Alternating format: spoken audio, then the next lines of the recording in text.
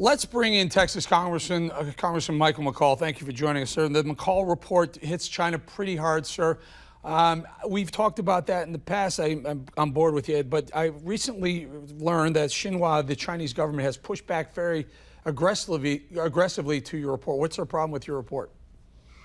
Well, I think we hold them responsible. It basically reads like an indictment against the Chinese Communist Party.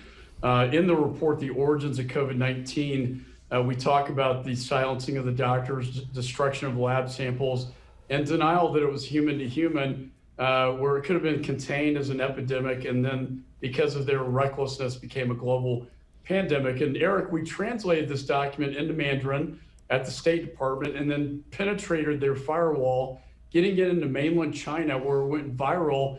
And it ended up with President Xi's spokesman denouncing the report, and then a full entire television hour dedicated to debunking the McCaul report.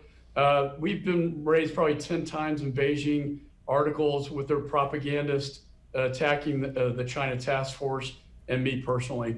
Congressman, did you go? You mentioned recklessness. I'm using your word, recklessness on the part of the Chinese government. Does the report actually find out if there was any sort of effort to amplify the virus? Well, with respect to the lab, I think it's very likely it could have been leaked accidentally, though. We don't think it was weaponized out of the lab. But we'll probably never know, Eric, because they destroyed all the evidence. This is a complete cover-up and whitewash of the COVID-19 virus. And so we want to get to the truth. They fear their own people more than they fear anything. And I think getting the truth to the people of China, mainland China, is their greatest fear. So tell us a little bit about why it seems like with all these COVID deaths that are reported around the world, it seems like China has almost none or very small numbers. I think their death rate is completely underreported. If you look at the number of urns that have been ordered, particularly out of Wuhan, you can calculate that the death rate is much higher. This is very, it's very much their tactic to try to cover up and whitewash information. It's embarrassing for them. Shame is a real thing for them.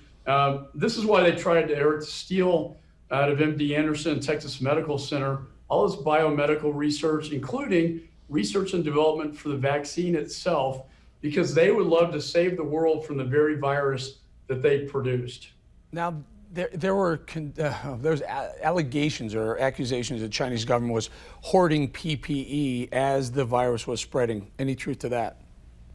That's all true. They nationalized 3M and GM in mainland China and then hoarded the PPE, knowing that the pandemic was going to break, would not export it to the United States. This is why we got to get off their supply chain on both medical and technology.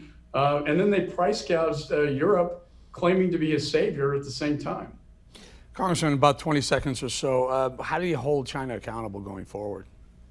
I think the biggest way they're going to be held accountable, and there are a lot of sanctions we can issue, but I really think decoupling the supply chain from China, let the market punish them for what they did. And you're seeing a lot of countries pulling out of China, including where I want to see the United States, is bring manufacturing and jobs, particularly national security manufacturing, back to the United States. Hurt them or it hurts them the most in the wallet, in the pocketbook. Congressman Michael McCaul, appreciate your time again. It's called the McCaul Report. Read it, folks. It's really, really important, an important read, especially going into an election. Congressman, thank you. Thank you, Eric.